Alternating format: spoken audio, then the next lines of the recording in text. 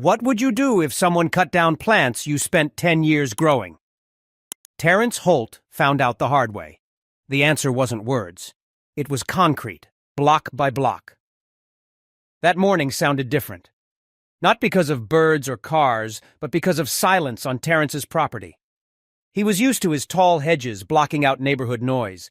They made a private space just for him. But when he walked onto his porch with his coffee, the air felt too open. It made his stomach feel sick. He froze when he saw what happened. The hedges he had grown for almost 10 years were chopped to pieces. They weren't trimmed nicely. They were destroyed. Only stumps stuck out of the ground like broken teeth. His yard was now open to the street for everyone to see. Terrence's hand shook as he held his coffee mug. His safe space had been ruined. "Who would do this?" he said quietly, his voice cracking. The neighborhood looked normal. Sprinklers were watering lawns. A person jogged by with headphones. A delivery truck stopped at the curb. Nobody seemed to notice that his backyard was destroyed overnight. But for Terrence, this wasn't just about plants. This felt personal. He put his mug down and walked to the stumps. He touched one of the cut branches. The wood was still wet. Whoever did this didn't even clean up the mess. Leaves and branches were scattered on his grass like someone made a mess and walked away. He felt angry and confused. He never got a warning letter. He paid his fees like everyone else.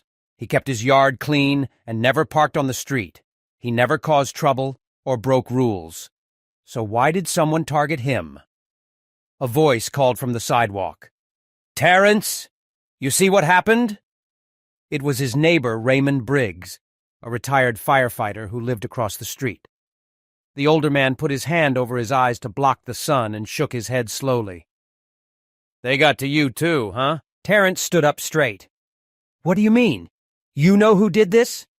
Raymond waited, then walked over. His shoes made crunching sounds on the driveway rocks. He spoke quietly like the hedges might still be listening. "Klein. Deborah Klein. She's been on a rampage lately. Said your hedges were taller than 6 feet.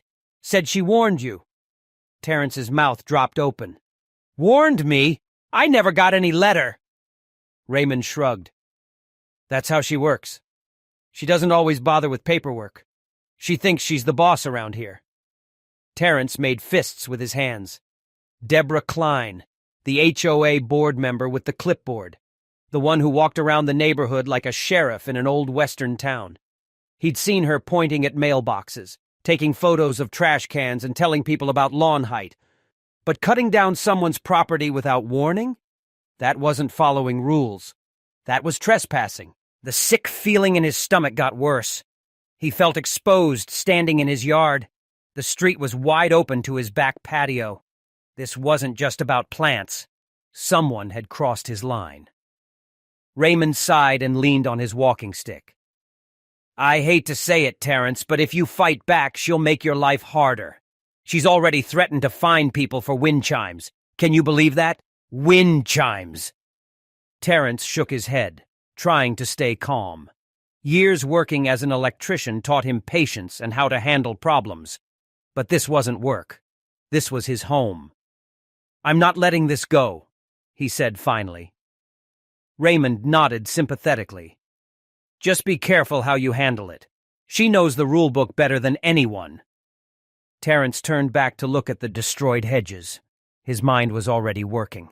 He could go straight to her door, but what would that do? She'd just twist it back on him and hide behind her clipboard. No, if she wanted to make a statement, he would make one louder.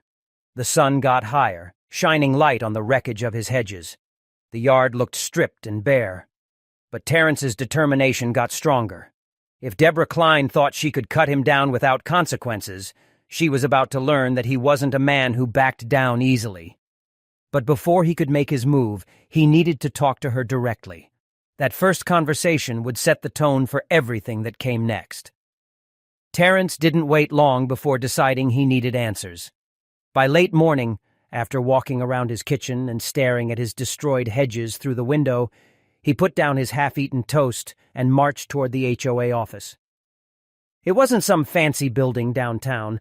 It was just a converted room in the clubhouse near the neighborhood pool.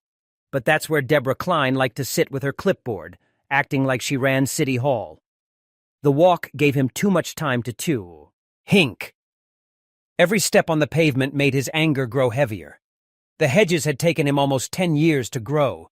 Summers spent dragging hoses across the lawn, trimming them carefully with his tools, talking with neighbors while sweat rolled down his back. Those hedges weren't just plants. They were history. His hard work turned into a living wall. Seeing them chopped apart overnight felt like someone tore pages out of his life without asking. When he reached the clubhouse, the door was open. Inside, Deborah sat at a folding table covered with HOA papers. She wore a flowery shirt, buttoned too high, and thin glasses that hung from her neck on a chain. The moment she saw him, her lips pressed together in a tight smile. "Well, Mr. Holt," she said, leaning back in her chair. "I wondered when you'd come by." Terrence stopped in the doorway. His voice was low but firm. "Why did you cut down my hedges?" Deborah put her hands together in front of her. "Let's be clear. I didn't personally take the clippers to them. I had a landscaping crew handle it. And I did it because your hedges were taller than the 6-foot height limit, as stated in our rules.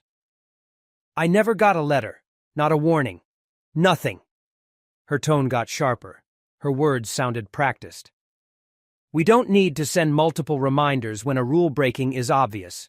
I gave you a verbal warning 2 weeks ago when I stopped by during my evening walk." Terrence shook his head. "No, you didn't. You never said a word to me, and even if you had, that doesn't give you the right to go on my property and destroy what I planted." Her smile returned, but it wasn't kind. It was smug. "Mr. Holt, the HOA has the authority to enforce community standards. If residents can't follow them, things get out of control. Having the same look matters. Property values matter. And frankly, hedges that tall make the neighborhood look like a fortress. That's not the image we want."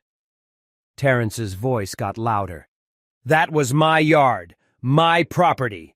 You had no right." The tension filled the room. 2 young mothers walking by with baby strollers slowed at the doorway, pretending to check the bulletin board, but clearly listening. Deborah, always aware of her audience, lowered her voice to sound reasonable. "I understand your frustration, but the rules are the rules. If I let you slide, then the next person will want taller fences, then sheds in their front yards, then satellite dishes on every roof. It's a slippery slope." Terrence took a step closer to the table. "Don't talk to me about slippery slopes.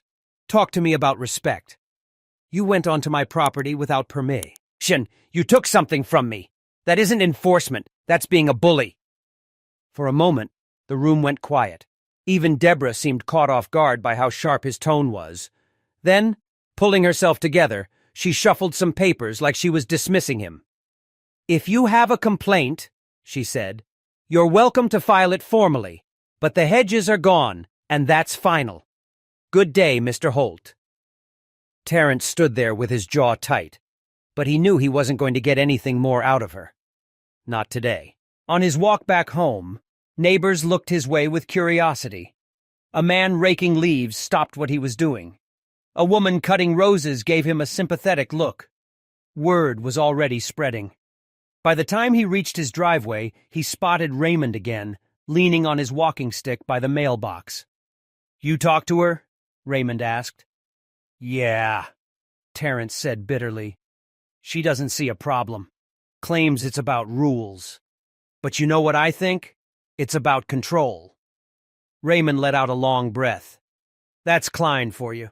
She loves pushing people around. But most folks just let her because they don't want the trouble."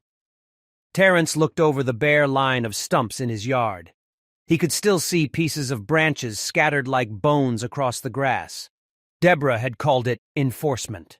He called it a violation. "This isn't over," he said. Raymond tilted his head. "What are you planning?" Terrence didn't answer right away. His eyes narrowed as he studied the empty strip of land that used to protect his home. An idea was forming, something stronger than hedges, something Deborah couldn't cut down with clippers. But before he put his plan into action, He needed to decide exactly how far he was willing to go and whether the fight was worth the trouble it would bring. By the next morning, Terrence had decided that waiting quietly wasn't an option. Deborah Klein had crossed the line, and letting it pass would only give her more power. He wasn't reckless, though. He wanted his words to count. So instead of catching her in the HOA office again, he decided to confront her at her own house. Deborah lived 3 streets over on a corner lot with trimmed bushes and a front porch decorated with a rocking chair no one ever saw her sit in. Her reputation reached farther than her driveway. Neighbors whispered that she checked lawns with a tape measure and took pictures of garbage bins left out past noon. Even kids on bikes stayed away from her front walkway. Terrence wasn't easily scared, but as he walked up her stone path, he couldn't deny feeling tense. He rang the doorbell. The chime echoed, then footsteps came toward the door. The door opened, and there she was. Glasses sitting low on her nose, lips pressed tight like she'd been expecting him. "Mr. Holt," she said evenly, "I trust you're here to discuss the Hedge matter again." Terrence leaned on her porch railing. His voice was measured but firm. "No, I'm here to discuss respect. You cut down my property without notice. That wasn't about Hedges. That was about you deciding you could do whatever you wanted." Her eyes narrowed. "I followed the rules. Your hedges were taller than the height requirement. I had every right." "You had no right to step on my lawn without permission," he cut in, his tone getting sharper and pulling her out of her practiced lines. "You could have knocked on my door. You could have left a letter. Instead, you treated me like I don't get a say in my own home." She crossed her arms, but her voice got louder and defensive. "Mr. Holt, if you don't like the rules of this community, perhaps this isn't the neighborhood for you." From the corner of his eye, Terrence noticed a curtain move across the street. A neighbor peeking out, curious about the conversation. He raised his voice just enough to make sure the listener heard. "I've lived here for 11 years, Deborah. I pay my fees like everyone else. You don't get to erase my work because you think it doesn't match your picture of how things should look." Her cheeks turned red, but she kept her posture stiff. "If you make this bigger, you'll only make things harder for yourself. The board stands with me. I suggest you let it go before fines start piling up." Terrence took a step closer, lowering his voice so only she could hear. "I'm not the type to let people walk over me. You wanted to make a statement by cutting those hedges. Fine, but don't mistake my patience for weakness." She blinked, surprised by the calm edge in his tone. Then, to cover it, she forced another tight smile. "We'll see how long your patience lasts, Mr. Holt." He turned to leave, but paused at the edge of her porch on more thing. "You didn't just cut down hedges. You cut down trust. And when you lose that in a neighborhood, it doesn't come back easily." Without waiting for her reply, Terrence walked down the path and back to the street. By the time he reached his block, word had already spread. A neighbor 2 houses down waved him over. "Hey, Terrence! Heard you gave Klein a piece of your mind," the man said with a grin. "About time someone did." Another woman pushing a baby stroller slowed and whispered, "Good for you! She's been terrorizing people for years." Their encouragement gave Terrence a spark of determination. He realized he wasn't alone. People had been putting up with Deborah's behavior, not agreeing with it. The hedge incident had simply been the breaking point. That evening, Terrence sat on his back porch, staring at the bare line where his green wall used to be. The silence felt heavier now. The openness was uncomfortable. But beneath that discomfort, a plan kept tugging at him. If Deborah thought she could strip away his privacy, maybe it was time to build something she couldn't touch. His phone buzzed with a text from Raymond. "You holding up?" Terrence replied with a short message. "I've got an idea she won't like it." But before he could lift the first block or mix the first batch of cement, he knew the entire neighborhood would be watching, and every choice he made from here on would echo louder than Deborah's clippers ever had. That night, Terrence hardly slept. He lay in bed staring at the ceiling fan, replaying the image of the destroyed Hedges over and over. Every time he closed his eyes, he saw Deborah's smug expression and heard her practiced lines about having the same look and community standards. His chest got tight with frustration. By 3:00 in the morning, he was sitting at the kitchen table with a notepad in front of him, writing down options like a man planning for battle. File a formal complaint? Sure, but Deborah sat on the board, and she'd twist the rules to protect herself. Call a lawyer? Possible, but expensive, and lawsuits dragged on for months. Replace the Hedges? Why give her the satisfaction of cutting them again? He drew a line through each option, then tapped the pen against the pad. What he needed was something undeniable, something permanent, something that said, "This is mine, and you don't get to touch it." That's when the idea settled in his chest with weight and clarity. A wall. Not he. DGs. Not wood fencing, but cinder blocks. Solid. Unmovable. Uncuttable. It would mark his boundary in a way no one could ignore. By morning, he felt calmer and more determined. He made coffee, put on a sweatshirt, and sat on his porch, staring at the stumps once more. The idea wasn't just about replacing what he'd lost. It was about getting his voice back. Deborah had chosen to make a spectacle out of his yard. Now he would turn it into a statement. Raymond stopped by mid-morning, leaning on his walking stick. "You look like a man with a plan," he said. Terrence cracked a small smile. "You could say that." "You gonna replant?" "No," Terrence replied. "I'm building a wall." Raymond's eyebrows shot up. "A wall? Like bricks?" "Cinder blocks," Terrence said firmly. 6 feet tall. She can cut hedges, but she can't cut concrete. Raymond whistled low. "That'll rattle her." "That's the point," Terrence said. "This isn't about landscaping anymore. This is about drawing a line she can't cross." The older man chuckled. "Well, if you need a hand, I can't lift much these days, but I can sure keep you company." That afternoon, Terrence drove to a construction supply yard on the edge of town. The rows of stacked blocks stretched higher than his head. He loaded the bed of his pickup with as many as it could carry, along with bags of cement and a new trowel. The cashier raised an eyebrow as he rang up the purchase. "Building something big?" Terrence gave a half smile. "You could say it's long overdue." When he pulled back into the neighborhood, the truck bed rattling with concrete, heads turned. A couple mowing their lawn paused to watch him unload. Kids riding scooters slowed down, curious. By the time he had the first few stacks neatly arranged in his driveway, Raymond had already shuffled over to sit in a lawn chair, walking stick resting across his knees. "You sure know how to get the neighborhood talking," Raymond said with a grin. "Let them talk," Terrence replied, wiping sweat from his forehead. "I'm tired of letting her decide how this place runs."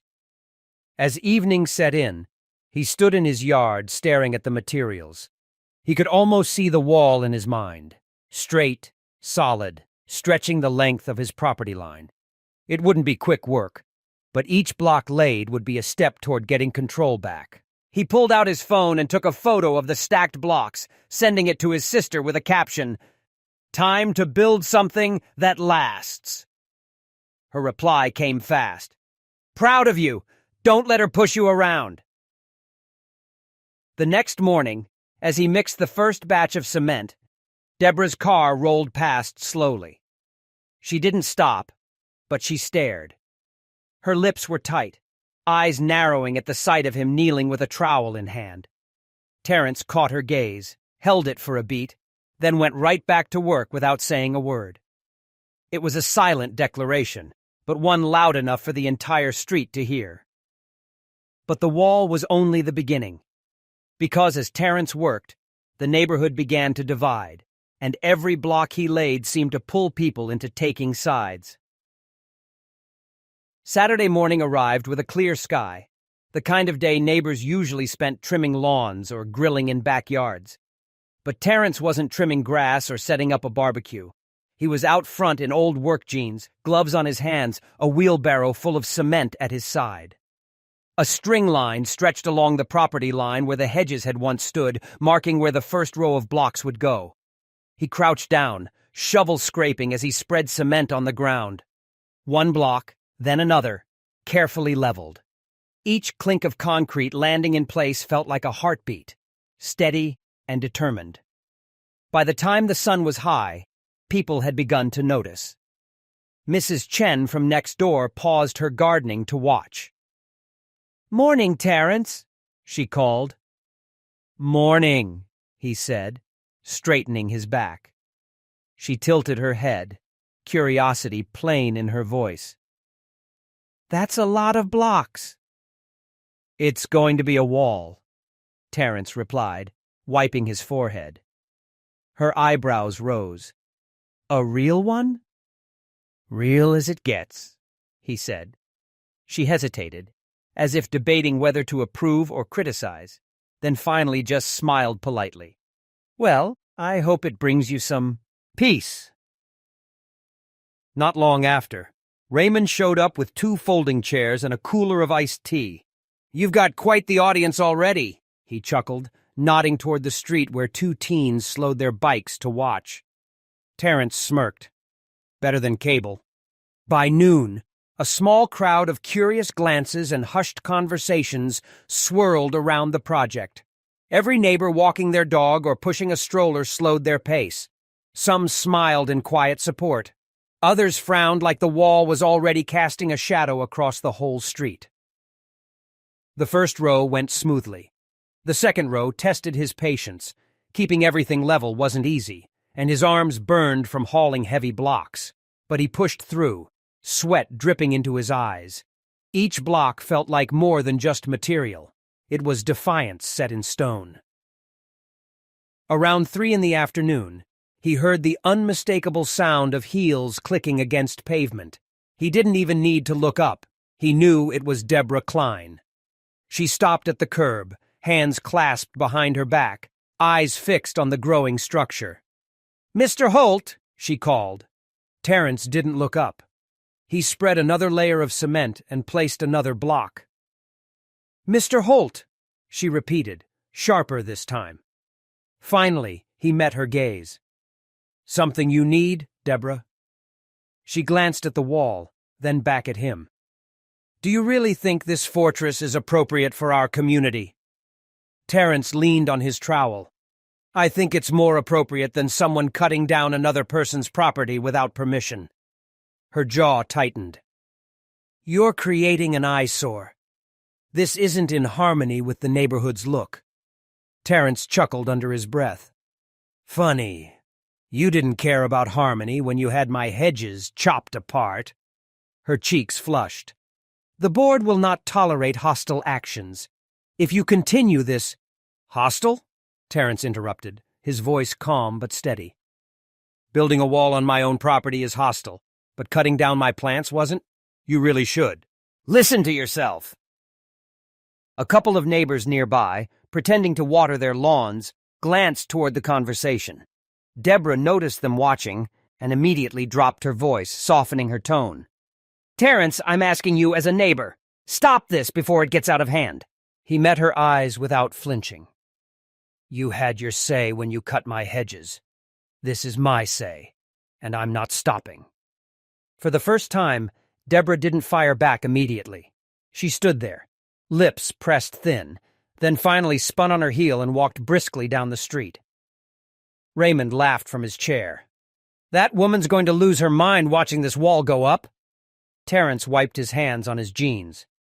"Good. Maybe now she'll think twice before touching what isn't hers." By sunset, the wall was already knee-high, stretching halfway along the property line. His muscles ached, his back screamed, but seeing it rise block by block gave him a satisfaction no hedge could match. As he packed up for the day, a neighbor from 2 doors down stopped by. "Looks solid, Terrence. I've been wanting to stand up to her for years. Glad somebody finally is." Terrence gave a tired smile. "Appreciate it. But this isn't just about her." It's about making sure nobody thinks they can cross me again. The neighbor nodded and walked off, leaving Terence alone with the structure.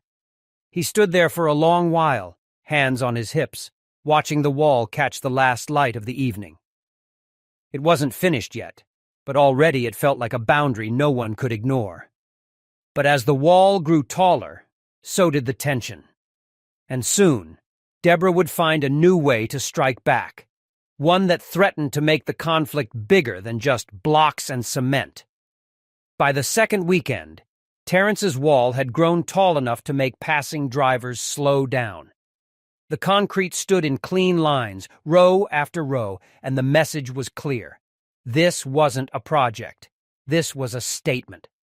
Neighbors were no longer just peeking out from behind curtains. They were openly talking about it now.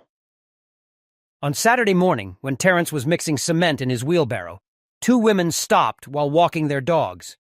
One of them, Mrs. Alvarez, smiled warmly. "Terence, that looks, strong.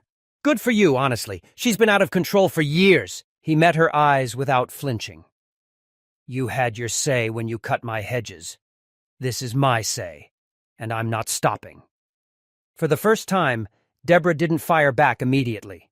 She stood there, lips pressed thin, then finally spun on her heel and walked briskly down the street.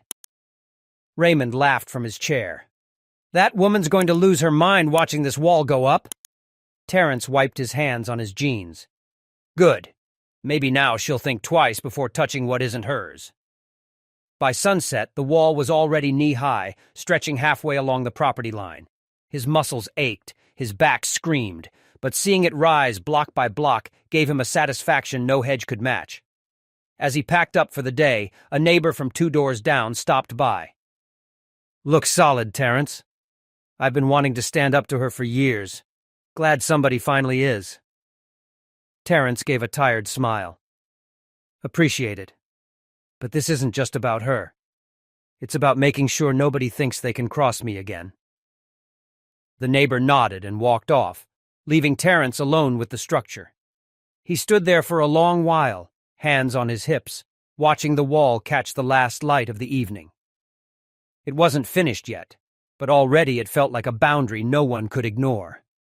But as the wall grew taller, so did the tension. And soon, Deborah would find a new way to strike back, one that threatened to make the conflict bigger than just blocks and cement. By the second weekend, Terence's wall had grown tall enough to make passing drivers slow down. The concrete stood in clean lines, row after row, and the message was clear. This wasn't a project. This was a statement. Neighbors were no longer just peeking out from behind curtains. They were openly talking about it now. On Saturday morning, when Terence was mixing cement in his wheelbarrow, two women stopped while walking their dogs. One of them, Mrs. Alvarez, smiled warmly. "Terence, that looks, strong. Good for you, honestly. She's been out of control for years." "Mr. Holt," he called, adjusting his tie even though it was barely 9 o'clock a.m. "Could we have a word?" Terence set down his trowel and met him at the curb. "What's on your mind?" Granger cleared his throat. "There's been concern. Some residents feel the wall is excessive, not in keeping with community standards. Deborah has suggested we issue a formal notice." Terence raised an eyebrow. "Excessive? Cutting down a man's hedges without permission wasn't excessive?" Granger shifted uncomfortably. "I'm not here to debate what's already happened. I'm here to ask if you'd consider stopping before this gets bigger."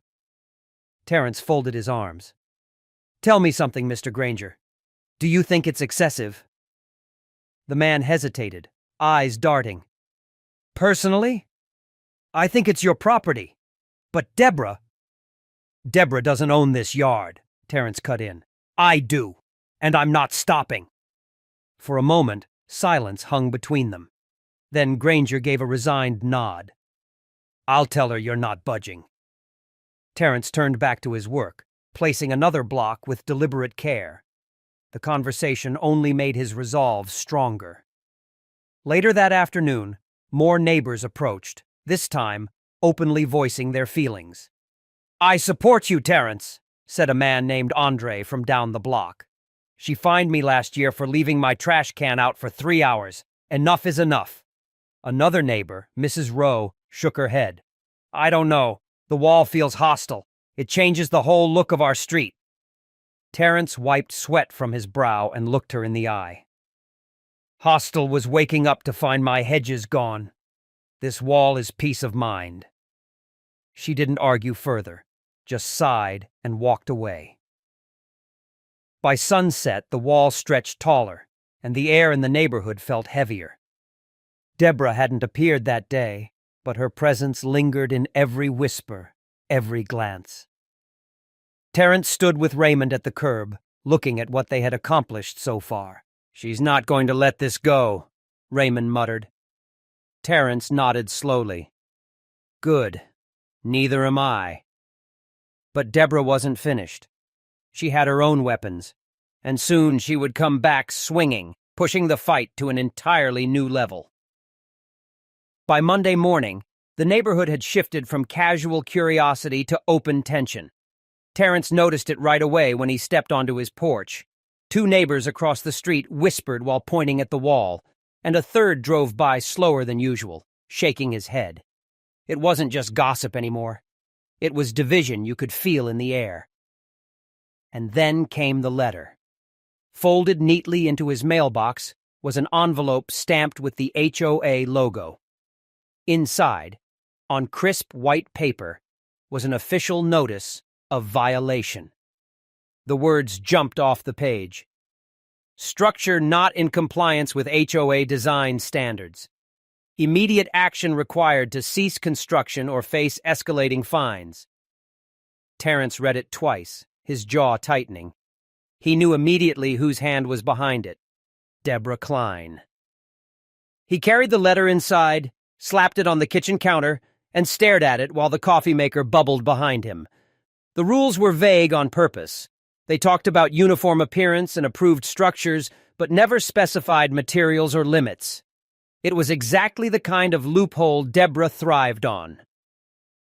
By noon, she showed up herself. Terrence was hauling another stack of blocks when he heard the click of heels again. Deborah stood at the edge of his driveway, holding a clipboard.